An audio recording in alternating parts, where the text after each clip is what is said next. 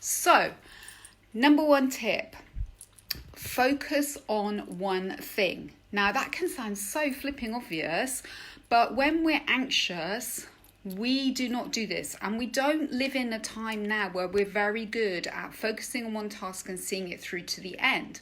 So every day, set yourself one thing and think, do you know what? I am going to do this. I'm going to start and I'm going to finish. And what I would really suggest at the moment is something that you're going to enjoy and will keep you connected with your clients. So set yourself a task of 5 cards, handwritten cards, that you are going to physically post, because we can still go to post boxes, pop in the post to your clients. Because can you imagine how that will feel for them to know that you were thinking of them, that you care whether they are well or how they're doing? It can just be a couple of lines, but imagine them getting that through their post box at this, I won't want to say it's a miserable time, but this difficult time. So make that your one thing. Think, okay, I'm going to get some cards and I'm just going to pop 5 of them in the post for the next 5 days. How about that? So do that one thing and do not jump on anything else until that's finished. So tip number 2 is schedule in your media checkups on what is going on. Because I know a lot of my clients at the moment, their anxiety is going through the roof because they have actually, and I'm seeing it in family members as well, got addicted to scrolling through all the miserable updates and the scary stuff that's online. And why have they got addicted to it? Well, when I was thinking about this the other day, and I was thinking about how all the chemicals that were released in our bodies and brains all the time, of course there's this, every time we go online and we look at stuff, there's this big release of stress chemicals. I'm going to take my glasses off because you have polos on my glasses, I can see. So there's this big stress chemical release. And actually that gives us a little bit of a high. So I think what's happening for many people is that they started scrolling, they started reading stuff, it released all the stress chemicals in them, and now it's formed a very familiar loop. And it's I am scared, this is a familiar state to be in, I'm going to release some more fear chemicals. Of course, nobody's aware of this really, but that's what's happening for a lot of people. So number 2 is schedule your checkups, maybe one first thing in the morning and then one at the end of your work day. So I definitely wouldn't do it at night time. And make sure that you find some trusted sources. So the World Health Organization would seem like a really sensible one. And then whichever one, maybe the government one for your company, but your country and your company. And limit the time, set a timer. Because it's very easy, as we know, to then, find an excuse to jump onto something else. So maybe set yourself every day 15 minutes at start of play and 15 minutes as close of play, and that is it. Number 3, right, we really, really need to keep connected. Because, I know as somebody who works at home a great deal, because I can coach many of my clients around the world, so I coach them online. I could not see anybody if I'm not careful. And of course, at the moment, some of us have got to literally stay indoors. So it's essential, number 3, book in now or first thing in the morning, 14 video calls over the next 14 days. So make that a mix maybe of clients. If you have staff, you might be doing that anyway. Colleagues, friends, even, let's go for it, family members. But there is one rule for this, and that is whoever mentions coronavirus has to send the other person a very big bar of chocolate. Because the idea of this is not to feed each other's anxieties, but to have a catch up. Of course, it can be about work. There's nothing wrong with that. but we've got to avoid coronavirus because, again, it just feeds the anxiety. We're just going to be saying stuff to each other on a loop, and it's not going to help. So maybe just really find out how they are feeling for each other, and then listen. So ask and listen rather than ask and then join in. Very essential. Book them in your diary as you would a meeting. Really important. Number 4 is set your alarm to go for a walk every day. Again, walks are not banned, although I'm not sure anything is banned. Maybe it is. I don't really look at the media. But schedule in, set an alarm, in fact, for a time every day if you can around the same time, or look at your schedule. I have clients, sometimes I'm free at 11:30 in the morning in between my next client. Sometimes it's 3:30 in the afternoon.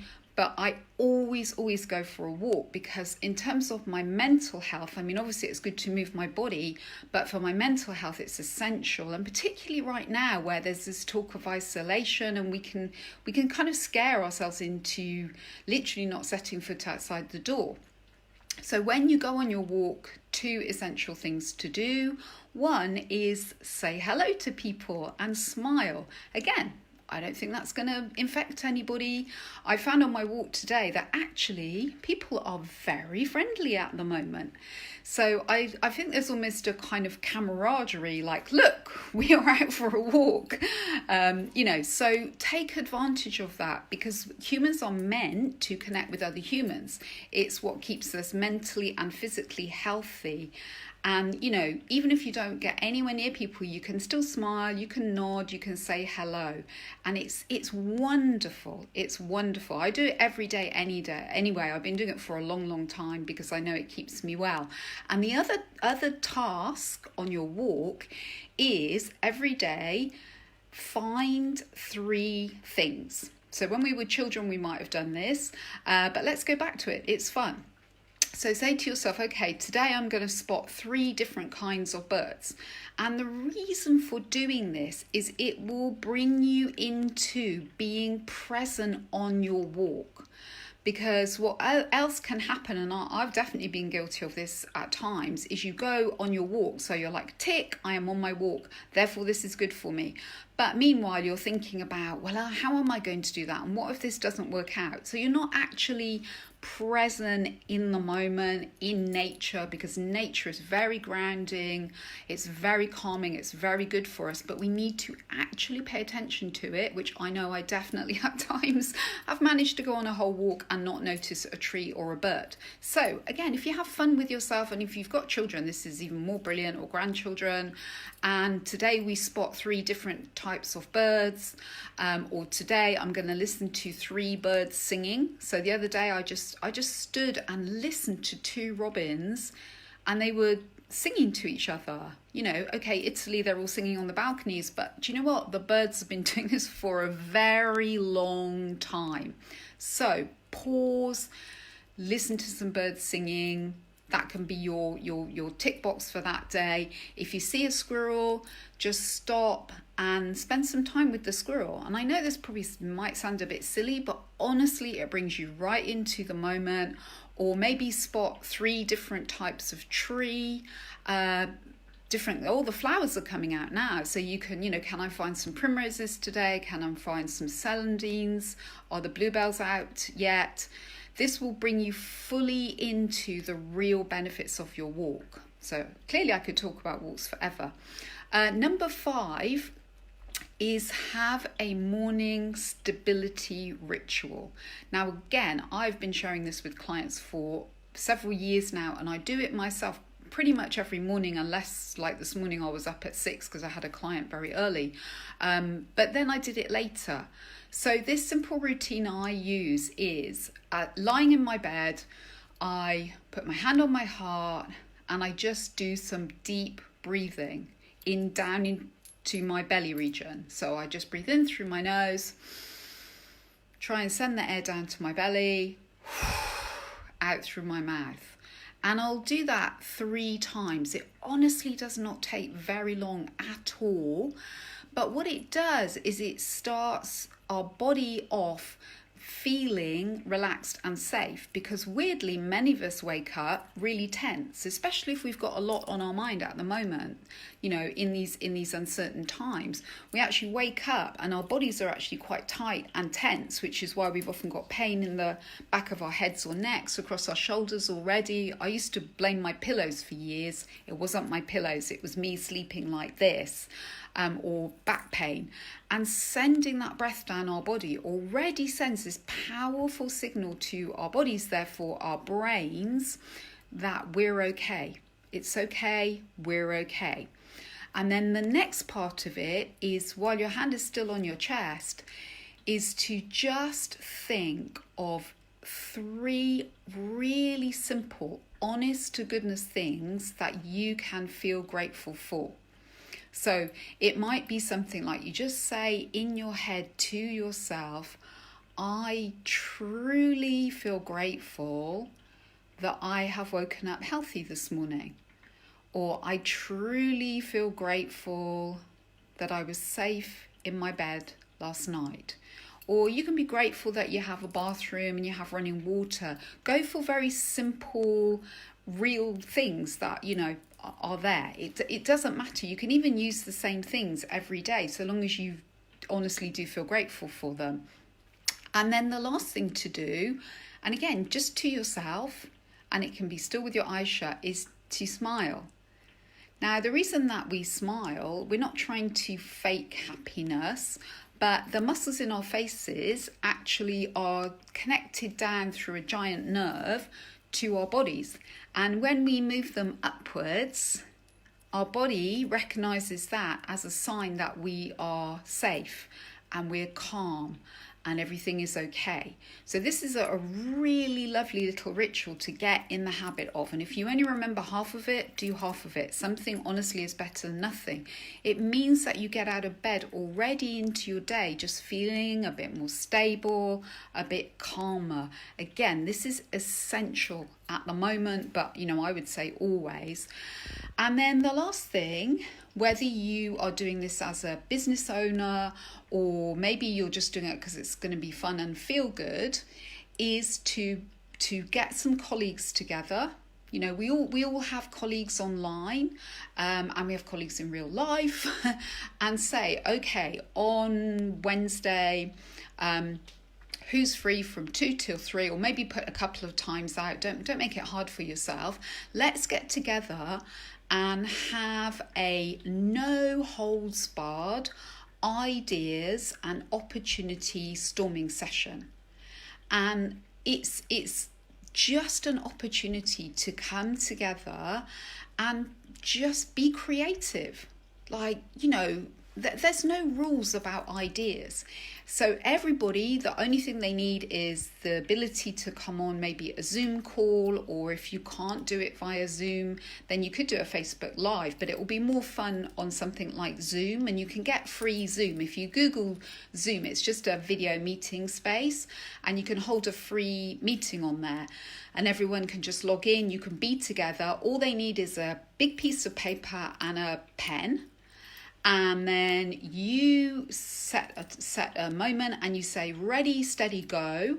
And then on their big piece of paper, they just, with no rules, no limits, a magic wand world, they just put down any ideas and opportunities they can think of for their business, for their life, for their growth, and one of them has to be completely bonkers.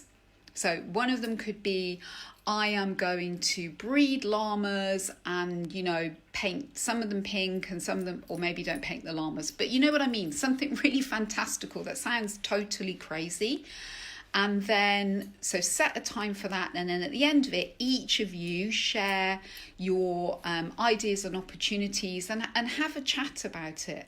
And you know what? Very well, the worst that's going to come out of that is that you're all going to leave having had some time together and some fun. But it may very well be that an idea that was hovering in the back of your head, when you share it with people, they just go, actually, that's a brilliant idea. And you'd sort of been thinking, I don't even share that with anybody. And actually you find out, no, that is a really good idea and I would be doing that. So the idea is just to have fun. And again, just, it doesn't really matter who you get together. You could do it with friends. I mean, they don't have to be related to your business, but it brings everyone together, and it creates that feeling of, ideas and opportunities are free. They're freely available to us, and everyone has got them. And, it's just that idea of coming together.